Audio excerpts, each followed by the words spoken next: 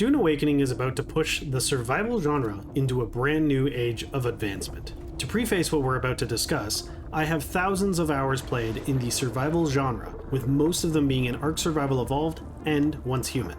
So, what makes Dune so different? The devs behind Dune have an extreme passion for making games that they themselves would want to play. At its core, Dune is still a survival game. You gather resources, build a base, get better gear and vehicles while trying to survive in a harsh world.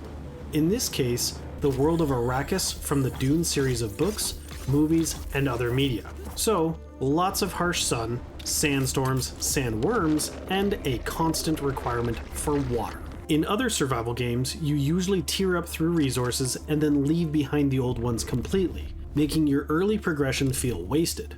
But in Dune Awakening, everything from the early game until the end game has to do with water. It's always a required resource. It doesn't just sustain your thirst, but is also used in crafting.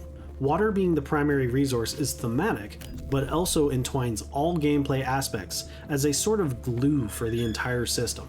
You can get water in many ways, like harvesting dew plants, passively generate it from things like wind traps, or my favorite, take it from the blood of your enemies. Literally. By including water in passive farming, active farming, crafting, and combat, it causes this cohesive theme through the entire game that I haven't really seen much in other survival games. Now, cohesive themes and goals are great, but where Dune is looking to shine is in the large-scale multiplayer aspect. Most survival games are a standalone server with usually up to 100 players on the map. Dune is instead using a network of servers. You'll have a massive starting map that can have 100 character slots, with 40 slots allowed to be online at one time. They may end up boosting that count, but this is the current stable number. This map is primarily PvE with pockets of PvP zones, so you can get your bearings with the game as well as have a safe home base to return to. There will be 10 or more of these connected together where you can switch between the worlds to interact with friends, but they all lead to one massive map called the Deep Desert. This is where the endgame magic happens. In the Deep Desert, there is a large section for PvE. The remaining massive part of the map is full PvP. The best resources and unique items come from here, and more specifically from points of interest that entice players to group up and fight over them. If PvP isn't your thing, the game also has an endgame catered to both player types. Through a faction versus faction system called the Landsrad, each week you will be able to participate in tasks either with your guild or solo to help your faction win for the week. This could be fighting over areas, or simply crafting and gathering to provide items for your faction's progress. The winning faction will get to vote on a randomly rotating set of decrees for faction-wide bonuses in the next week. Along with this, the devs were aware that most survival games have an issue where the endgame gets really stale, usually with groups taking over by making giant bases. Then the resources, locations, and dungeons are always the same, and it can get really boring after hundreds of hours. So instead, pairing with the Landsrad, the Deep Desert wipes each week due to a massive sandstorm. All buildings that are left behind are destroyed and the entire map changes. So every week gives a new handcrafted experience where the devs place key points of interest, resource locations, and change out different dungeons with unique items. This weekly wipe system essentially solves all the issues found in regular survival PvPvE games. Large guilds will have to coordinate harder to solidify footholds each week, allowing smaller groups to get in quick and still thrive, while everyone still has their PvE home safe in the starting map to go back to anytime. Weekly changes to the Deep Desert allows PvE players to enjoy new map discovery, where they can even create maps of what they find and sell the information to the big guilds on a player market. This market will allow many playstyles between the PvE and PvP players to work in cohesion in different roles. Like, you could even be a water merchant. The devs also considered how survival games usually have large guilds that zerg around defeating everyone with overwhelming numbers. To make this more difficult, in the Deep Desert there is friendly fire, and no user interface to show friendlies outside of your 4-man party. So the larger your guild, the more coordination needed. meaning that small teams or even solo players can still sneak around with precision and get tasks accomplished, while the big guilds will likely tear themselves apart after Timmy blows up their most expensive vehicle thinking it was an enemy. And if you're worried about the faction versus faction becoming one-sided like almost every game, don't worry, the devs thought about this as well. The Deep Desert's total player count is evenly divided between the two factions.